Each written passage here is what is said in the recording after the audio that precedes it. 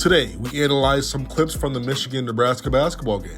This is the Wolverine of On 3 Sports, the best of college sports and recruiting.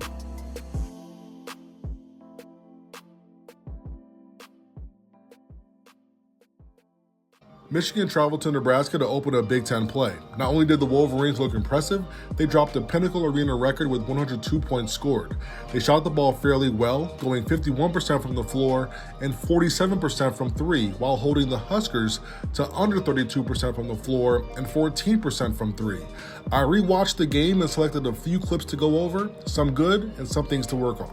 On this play, Eli runs through, and he's going to come up to get a double staggered screen into a dribble handoff with Hunter. This shouldn't confuse Nebraska because the staggered screens are being set by the 3 and the 4. That's an easy switch out. Tominaga should switch on to Houston, Wilcher should switch on to T. Will, and then Mayan onto Brooks coming up. But Nebraska does not communicate. Mayan switches on to Brooks, but Tominaga also stays with Brooks. Two defenders are now guarding one. On the throwback, C.J. Wilster has to guard 2. Coming into this game, T. Will made 3 of his last 14 threes.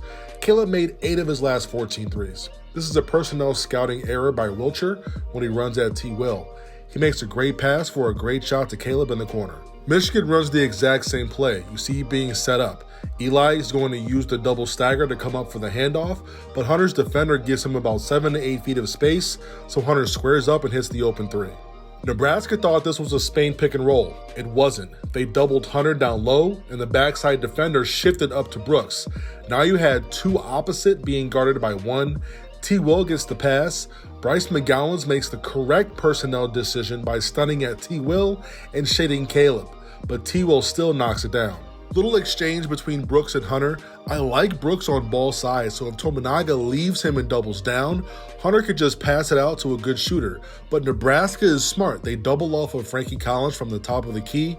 Hunter goes away from it and finishes with his left hook over his right shoulder. This time the ball entry comes from T. Will and the defender goes to help. Hunter baits middle and then comes back to his left shoulder for the right-hand hook finish. Love this from Zeb. Checks in, doesn't settle, drives and gets a quick dump off for T. Will. Very next possession, he's patient, squares up, hits an open 3. Really good sequence here by Zeb. This block happens because Devontae just knows his scouting and his personnel. Knowing Verge wants to get to the paint, he wants to get to the basket. Jones stays behind the screen, uses his 6'6" wingspan to deflect the jump shot without fouling. Zeb had really good defense on Verge here, guarding him without fouling, and then a good rebound to finish out the possession.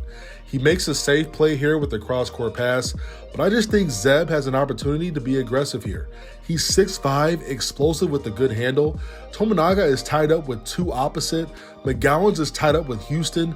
I just think he can beat this guy to the basket and really challenge the backside defender at the rim.